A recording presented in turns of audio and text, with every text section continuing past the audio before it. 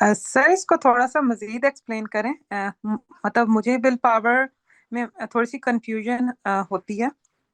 For example, अगर हम कोई अपना गोल सेट करते हैं और हम उसके मुताबिक अपनी चीज़ों को थोड़े स्मॉल स्मॉल उसमें पार्ट्स में भी डिवाइड करते हैं कि ये लॉन्ग टर्म गोल है, उसके लिए हम अपने शॉर्ट टर्म करते हैं और फिर अपनी विल पावर भी करते हैं।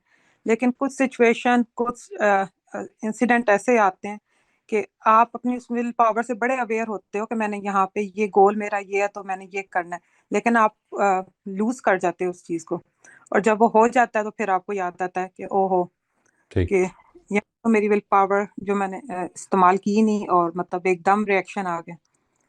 तो ये कॉन्शियसनेस एक अलग चीज़ है जी। Consciousness is not a part of will power. देखिए, मैंने जिस तरह अर्ज़ किया, ये तीन लेवल्स हैं। एक है मेरा इससे इसके बारे में फ़ैसला करना कि मैंने क्या करना है।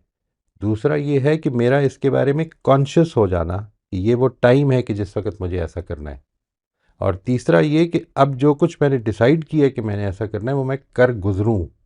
विल पावर इस तीसरे स्टेप से रिलेटेड है। कॉन्शियसनेस जो है, वो जिस तरह हमने जब मल्टी डायमेंशनल सेल्फ देखा था, तो कॉन्शियसनेस जो है वो बेसिकली सेकंड लेवल पे आती है। यानी ये बात कि मैं, ये मौका आ गया है कि मुझे अपने गुस्से को कंट्रोल करना है या मुझे यहाँ पर अपनी प्रायोरिटीज़ के मुताबिक अमल करना है, ये आ गया है मौका। मिसाल के तौर पर हम गुफ्तगू कर रहे हैं और किसी ने एक ऐसी बात कर दी है कि जिससे मेरी ईगो हर्ट हो गई है। अब वो जो ईगो हर्ट हुई है, मैं उसको इसके बारे में कॉन्शियस नहीं रहा कि जो मैं जवाब देने लगा हूँ वो अपनी ईगो की सेटिस्फेक्शन के लिए दे रहा हूँ, वो लॉन्ग टर्म पर्पस नहीं यहाँ पे मुराद।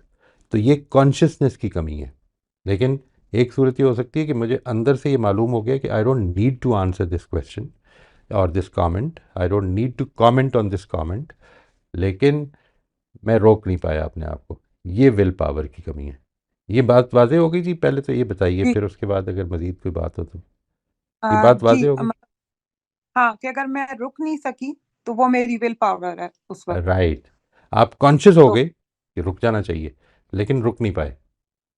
मैं कॉन्शियस जी, हो गया कि सच बोल देना चाहिए, लेकिन बोल नहीं पाया। सही।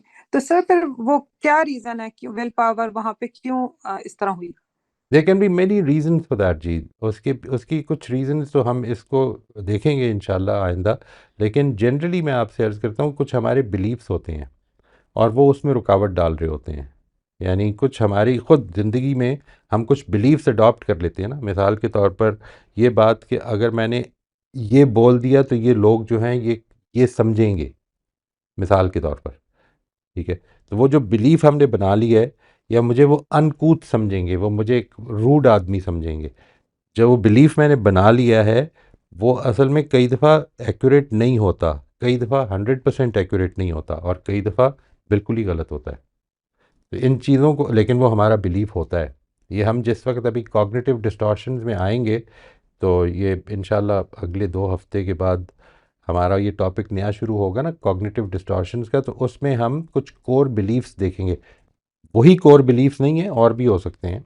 और इसमें जो इम्यूनिटी टू चेंज है, वो असल में इसी चीज़ का मैप बनाती है। हमने जो एक प्रोग्राम किया था, वो मैं बार बार जिक्र कर चुका हूँ कि उसका दूसरा हिस्सा नहीं हम कर सके थे because of some misunderstanding. Hopefully उसको रिवाइव करूँगा जल्दी मैं।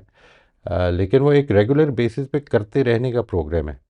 तो ये जब हम ये करेंगे अभी, आज से मैंने वो शुरू किया ना, तारुफ का, कि कैरेक्टर डेवलपमेंट प्रोग्राम में जो मुकम्मल तारुफ है कि पूरा प्रोग्राम क्या है, उसकी एक सूरत सामने रखनी है। तो वो जो तीसरे प्रोग्राम में आपको को भी दिख जाएगा कि वो असल में जो आखिरी स्टेप है, जिसको हम कहते हैं इम्प्रूवमेंट गोल, वो असल में ये चीज़ है। जिस जगह पे भी प्रॉब्लम आ रही है, हम उसको we can cater to that. इंशाल्लाह उस पर आ जाएगी बात। ठीक, ठीक है, थैंक यू। ये मोस्ट वेलकम जी। एक और वजह भी होती है जी, वो भी मैं आपसे अर्ज़ करता हूँ। यानी ये जितने भी पोटेंशियल जिनका मैंने जिक्र किया है अभी तक और आइंदा भी, वो असल में मसल की तरह होते हैं। इसको बड़ी अच्छी तरह समझ लें।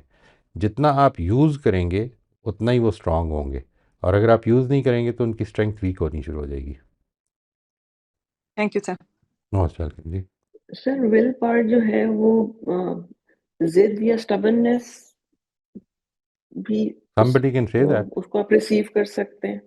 somebody उसकी can say परसेप्शन that, हो yes. सकती है ना कि ये हो ठीक सकती है, है। हो सकती है। ओके अगर आप हिटलर की तरफ से बात करें तो वो एक बड़ा स्ट्रांग विल पावर का आदमी था, और अगर आप दूसरी तरफ से बात करें तो वो एक ऐसा फाशिस्ट था कि जिसकी जो एक स्टबन और बेवकूफ़ ज़िद्दी आदमी था। जी ये तो असल में ठीक है पर्सपेक्टिव की सर। बात है।